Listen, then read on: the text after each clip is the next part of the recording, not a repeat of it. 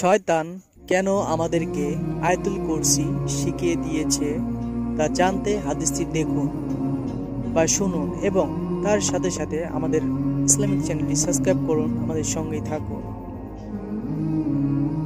সাহাবী হুরাইরা রাদিয়াল্লাহু তাআলা আনহু রমজান মাসে এক রাত্রে জাকাতের খাবার পাহারা দিচ্ছিলেন। সেই সময় শয়তান মানুষের রূপ ধারণ করে কিছু খাবার চুরি করতে আসে। সাহাবী আবু হুরাইরা তাকে চুরি করতে ধরে ফেলেন এবং শয়তান মুক্তি পাওয়ার জন্য বলেন সে খুব অভাবী এবং অনেক গরিব, তার জন্য সে খাবার চুরি করতে এসেছে। আবু হুরাইরা তার কষ্ট দেখে তাকে ছেড়ে দিলেন।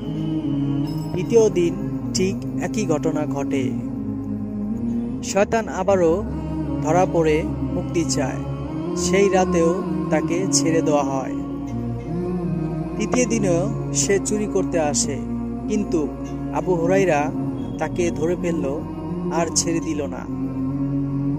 তখন শয়তান নিজের জীবন বাঁচানোর জন্য বলল, তুমি আমাকে ছেড়ে দাও, এর বিনিময়ে তোমাকে এমন একটি জিনিস শিখিয়ে দেব যা করলে শয়তান থেকে আল্লাহ তোমাকে অনেক দূরে রাখবে বা হেফাজত করবে।